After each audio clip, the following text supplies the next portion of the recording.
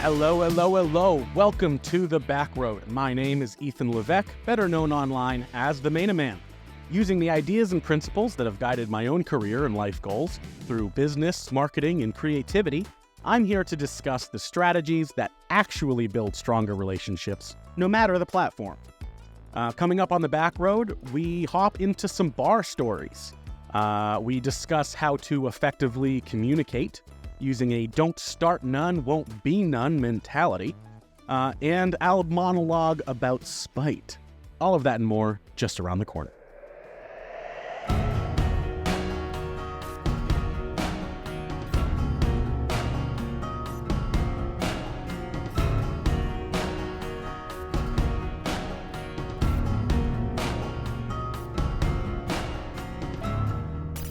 Welcome to episode 22. Today's theme is all about keeping your cool in confrontational communication. One way or another, every one of us has to deal with confrontation in our lives. Some of us cower and flee from hard conversations like a bird hightailing it south before the snow hits, and others face them head on like a determined dad taking a detour for some well-deserved Dunkin'. Regardless of where you land on that spectrum, confrontation is a fact of life that we've all just got to get used to. The quicker we get used to tough conversations, the better we become at navigating them. But before we get into all that, at this juncture, I'd like to talk about where I've been in the show's off-season. If you've been keeping up with the show, then you know that last week, the Backroad returned with an epic episode about collaboration with my pals Chris McCabe, Chris Rudolph, and Riley Bridges. In the episode, we talked about how we can better partner with one another for the benefit of our community. It's a great listen and a symbolic close to an awesome chapter of my career, the Northern Oak Tournament. In summer of 2023, I put this podcast down in order to develop a campaign for the Heart of Maine United Way, a nonprofit. In the fall, I filmed 6 episodes of a golf tournament between Maine influencers and celebrities with a cast and crew of 15 people, sponsored by 15 local businesses. And in the course of one very long production day, we filmed over 3 hours of comedy golf content, 200 plus minutes. I spent a few months editing, and in the winter of 2024, the series was released. The public support has been incredible, and I'm immensely thankful for this opportunity. Sometimes I can't believe I was actually able to manifest something of this caliber. If you want to check it out, the Northern Oak Tournament should be easy enough to find on my YouTube channel. What hasn't been disclosed to the public yet, at least not in any substantial way, is that the logistical approach to the Northern Oak Tournament is not a one-and-done strategy. It has grown into something much bigger. Turns out partnering influencers and celebrities with local businesses in order to support local nonprofits is effective on multiple fronts, and it creates win-win-win scenarios for everyone. So I'll be using this model to bring a ton more content your way and hopefully do some real good for some real deserving communities. So remember to subscribe and follow for more content for a cause coming soon. Lastly, in the podcast's off time, I also took the opportunity to revamp my production schedule to be even more effective and efficient. Blah, blah, blah, shop talk, work speak, much more. It's just a fancy way of saying keep your eyes open for new styles of comedy and content landing on our socials, YouTube, Facebook, Instagram, TikTok, at The Main Man. If you aren't already following, I suggest you do. I think I've boasted enough for one day, so let's get into the meat and potatoes of this episode, shall we? If you've ever been out drinking at the bar, lived with a functional or dysfunctional alcoholic, or simply watched a drunkard stumble his way home zigzagging down the sidewalk, then you've witnessed the effects of alcohol. Don't worry, I'm not here to tarnish the reputation of booze. The statistics already do that. If you want to drink, just have fun and be smart about it. What I do want to say is that historically, there has always been a correlation between alcohol and confrontation.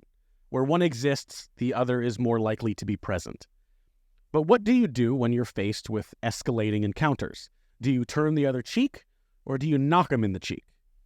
Well, in today's story time, we'll explore 3 instances where I used communication to protect myself from intoxicated imbeciles. While the stories do take place 10 years apart, they also take place at the same bar. Small towns, what can I say? So the first one takes place when I was 18. I was working for a production company out of Canada. They were shooting a pilot episode of a show that ultimately never made it to TV in my hometown. I was 18. I was like the only kid in town interested in video production. They wanted someone local that could like speak to the public and help point them in certain directions when they were lost. So that ultimately ended up being me. Really proud accomplishment of mine. Really cool moment in my career backstory. It actually opened up a lot of doors with those guys. Like they taught me a whole lot because suddenly we had this really cool rapport. So one of my jobs when I got promoted was to gather image consent forms and have people sign NDAs. It was a lot easier to have local people sign these agreements when somebody local that they know is the one asking, right? When a bunch of people come into town in a small town, Maine, there's not a whole lot of people interested in talking to them. For the most part, people actually turn their backs to cameras, film crews, even just news crews. And so it was a really awkward moment for me when we were in this bar packed with local townspeople, and I had to go ask people who genuinely hated what was happening to come on board. It was a really difficult task for me to take on. And at 18, I probably shouldn't have been the one dealing with all of these drunk people. And there was one specific instance I recall where I was asking these two women who I knew. They were middle-aged, 20 years older than I was. I was probably, I was 18, so they were probably 38. And when I started asking them these questions, they treated me like literal garbage. I asked and I poked and I was like, hey, if you don't want to be on camera, it's totally fine. You just don't sign it, but give us your name. We're going to take a picture of you on my phone. This way I can tell the camera crews who not to film. And if you're okay with being on camera, right, then just sign away and we're good. They were so upset with this idea that they each threw their alcoholic drink in my face, stung like a son of a gun. 18-year-old acne didn't help that at all. And then they said, we don't want to be on camera and we're going to make sure it doesn't happen. And so they started making out. And I should have, in hindsight, probably lost my cool a little bit. Sometimes I wish I did. Funny how hindsight works like that, but I didn't. Instead, I used my communication and manipulation skills to just kind of convince them to leave. I said, as the hottest chicks in this bar, you're going to be targeted by the cameras. And if you don't want the cameras to come back and shoot future episodes and come back and make this a bigger thing than you want it to be, then you should just leave so that nothing interesting gets filmed. Quite frankly, you just made out with each other. The cameras are going to target you all night. They're going to do what they can to make you on camera. You should go. If you're really against production, you should leave. And so, yeah, they walked out like super content with that and just very convinced that they were doing the right thing by leaving. Completely unbeknownst to them, that's exactly what we needed to happen. They were huge pains in my butt. And it made a hard situation harder to have to deal with somebody who you have that dynamic with. And so I'm fairly proud of the way I handled those two women. But then 6 or 7 years later, I was in the same bar. I was just having a siblings night. We were just enjoying some drinks, my brothers and sisters and I. And I went to the bathroom, and there just happened to be this, like, 3 middle-aged dudes and just a young-looking girl who were just shooting darts. And so I'm walking to the bathroom. I'm completely ignoring them. I want nothing to do with out-of-towners. You know what I mean? I'm not there to start conversations. I'm there to hang out with my bros. My sisses. It's a weird way to say that. And anyway, this girl in front of these guys, one of which I'm pretty sure they were definitely making out. Like, they were definitely there together. But I'm just based on what I knew, they hadn't been together for very long. And so she starts flirting with me on the way to the bathroom. And I rejected her just kind of politely, like kept going to the bathroom. Fast forward 2 minutes later, I flush, I wash my hands, I come out. And the second she sees me, she throws a dart right at me, just straight at me, like that. Drills me right in the thigh, sticks in it, the whole nine. Like, what do you expect? It stuck, it impaled, it hurt. And again, I somehow was able to keep my cool. I was really frustrated. I had every right to be angry, and I can tell these 3 guys are looking at me like, oh my God, what is this guy going to do? We're not from here. And I just kind of ignored the girl who threw it. I looked straight at the dude she was macking on, and I said, I forgive her. She's a minor. And then I went back to my table. Only took about 90 seconds for those dudes to hightail it out of there. Clearly, I had let them into some information they didn't know prior. Funny thing is, that girl wasn't a minor. I just completely tricked them into leaving and just, I don't know, irritating this girl enough to also leave herself a couple minutes later. Use the communication again, just to kind of like protect myself, de-escalate the situation, and try to scatter the trigger pieces, right? And the last story I'm going to tell was a few years later. This was actually this year. I was, again, in the same bar playing pool with my siblings when this drunk dude started flirting with my girlfriend and started flirting with my brother's girlfriend and also my sister.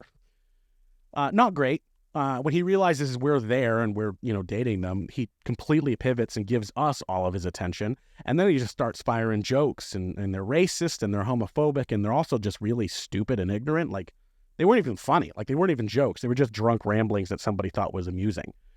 And so anyway, we all kind of realize this is a little weird. We go back to the pool area and we start shooting pool. He realizes that we're playing pool and he comes over and he starts kind of, I'm not going to say harassing us in a malicious way, but he was definitely in our faces more than he needed to be.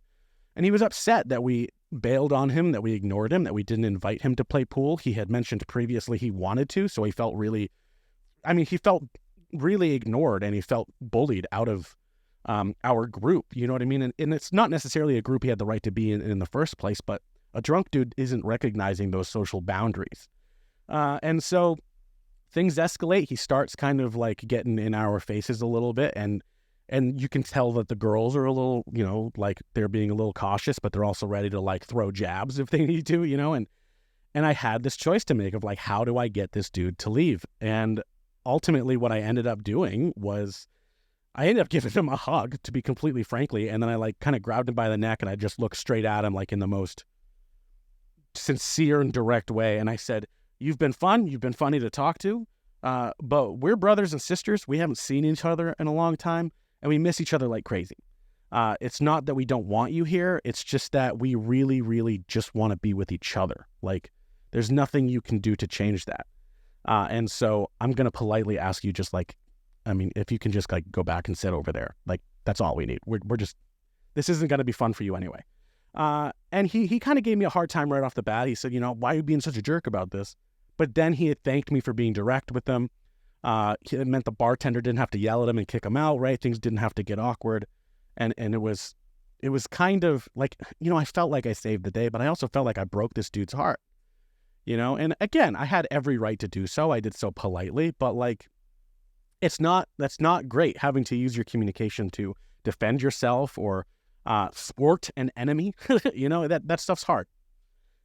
People wonder why I don't like going bar hopping.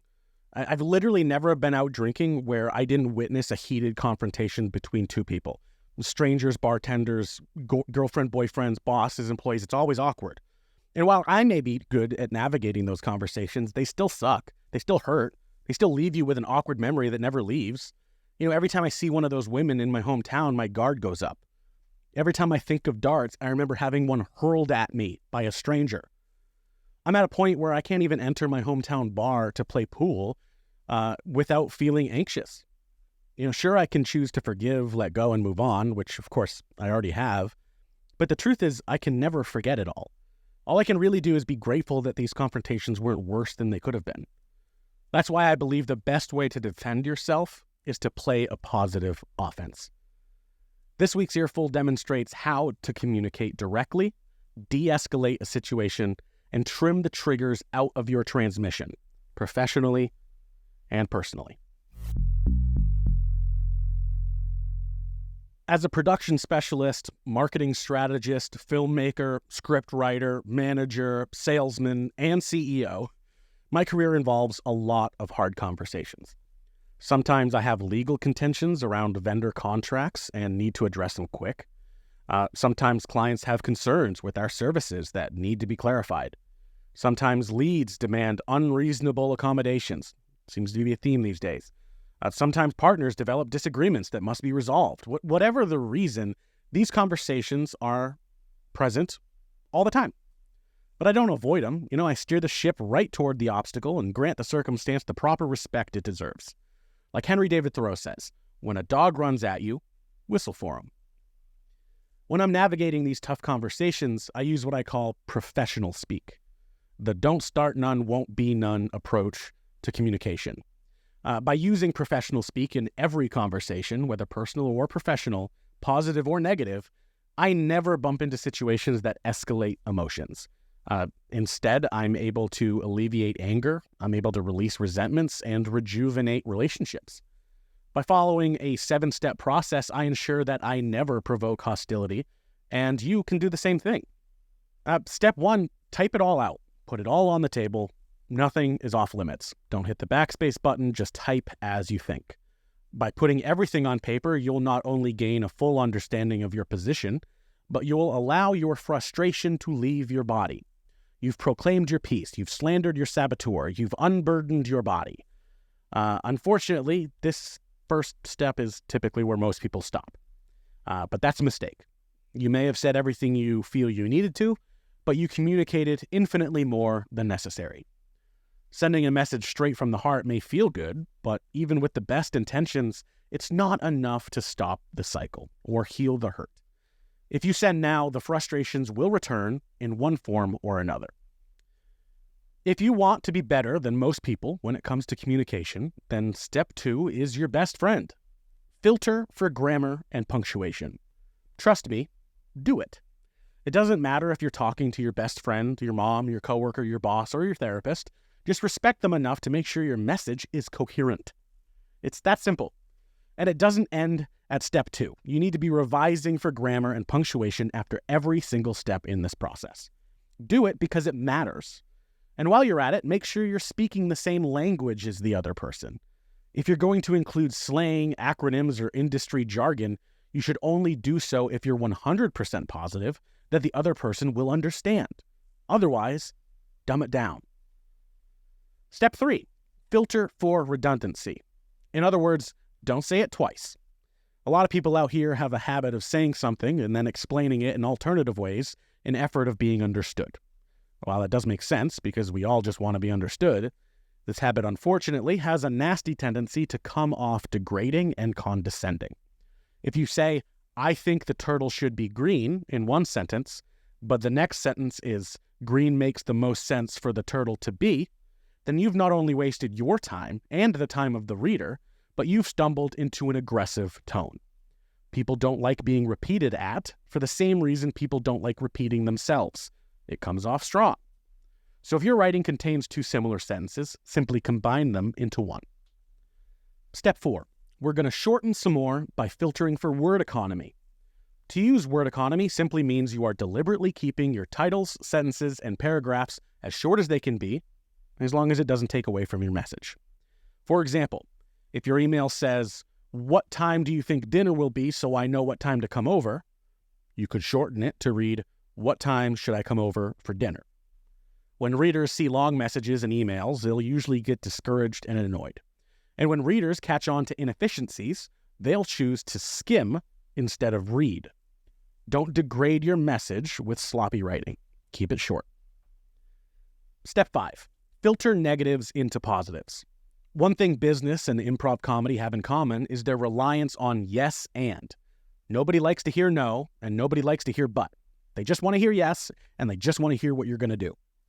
By combing through your writing and turning no's into yeses and buts into ands, you're keeping your email upbeat and constructive. I mean, which of these sentences sounds better to you? I don't have room for you this week, but let's schedule for next week. Or, I can get you in next week, and I'd like to schedule you ASAP.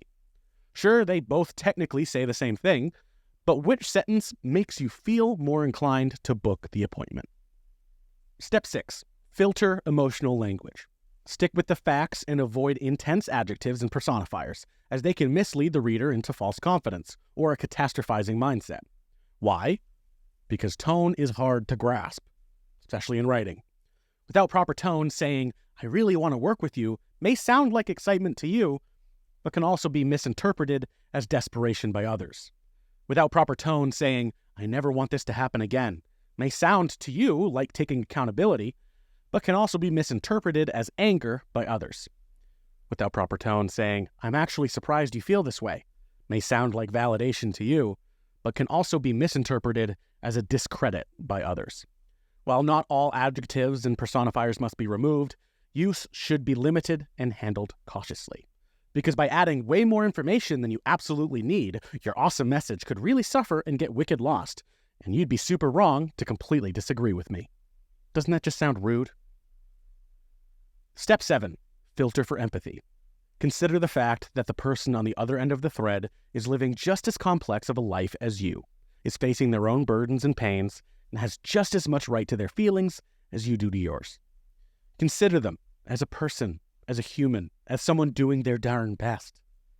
If something in your text seems attacky, remove it. If you don't want to remove it, then swap it out with a less destructive synonym. There's probably a more accurate word for that out there anyway. Use a thesaurus, it's free. If something can be added to your text to soften the blow of a hard subject, throw it in. If you forgot to use simple manners like please and thank you, include it. Don't start nuttin', won't be nuttin'. Don't throw poop, don't get hit by poop. Professional speak isn't just a method of communication. It's a philosophy to better your life. The energy you put out into the universe is the same energy you get back from the universe. It's manifestation. It's karma. It's a fact that the more respectful, mindful, and empathetic you are in your communication, no matter how smooth or how challenging it may be, the more understanding, patience, and satisfaction you will receive in return. Start practicing these filters in email and text form, and you'll subsequently get better at communicating in person, on the phone, or on those annoying Zoom calls we've all come to know and hate. Well, we're almost out of the woods, but we're not there yet. Let's take a detour. Anyone who knows me knows that I'm overflowing with opinions, and I've got to let them fly. So kick back, because Uncle Ethan's about to rant. We spend our entire lives surrounded by people who are quietly, and not so quietly, rooting against us. From your kindergarten teacher refusing to let you nap next to your best friend, to your high school vice principal telling you that your chain necklace is a weapon and must be stowed in your locker until the end of the school day. From your first boss that makes you cry in front of the whole staff, to your new company president that took away your health insurance. When we're faced with these moments, we have a choice. We can be either overwhelmed by the adversity, realize everything sucks, and pack it in for a life of mediocrity, or we can instead choose to embrace the opposition, welcome the disrespect, and thrive knowing that you're better than those lethargic half-wits. Spite isn't always toxic. In fact, it can be quite freeing. Spite offers you the opportunity to stop giving a floppy pancake what other people think of you. Spite frees you from the roles you were forcefully assigned. Spite is a reminder that hurt people hurt people. And the only way out is letting the world know that it shouldn't have doubted you. After all, the only thing better than proving our haters wrong is proving ourselves right. So the next time you're thinking about that one small-town fub who told you you were never going to amount to nothing, you should also think about lighting a bag of gold flake dog turds on fire on their porch, flipping them the bird, peeling out in your new Ferrari. Next time you're out there thinking about the narcissistic ham bone that spread lies about you, you should also think about how good it's going to feel to one day win an award for your brilliance and thank him on national television for never believing in you.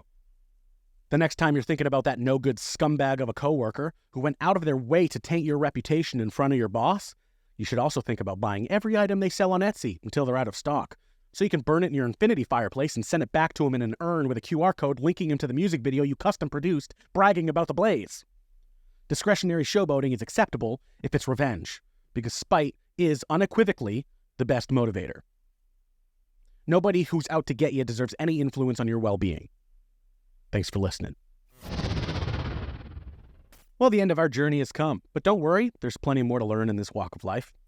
If you've enjoyed the show, please recommend the Backroad to your friends, uncles, and long-lost barbers. Don't forget to like, follow, and subscribe to The Mainaman, TheMainahman, on YouTube, Instagram, Facebook, and TikTok. Be sure to catch the Backroad live on YouTube every Tuesday at noon, or catch the edited release Wednesdays wherever podcasts are found, YouTube included. Thanks for walking the Backroad with me. I've been Ethan Levesque, here to help you accomplish your business, marketing, and production goals, and remind you that you can get there from here. I can get you in 1 week, and I'd like... what does that say? Nice. See, this is what you guys are going to get. I can get you in next week, and I'd like to schedule you ASAP. And I'd like to schedule... Oh, really? I'm not going to mess it up, and then I'm going to mess it up 3 times? This sucks, guys. This is up. I'm doing bad. I did really great in the front half.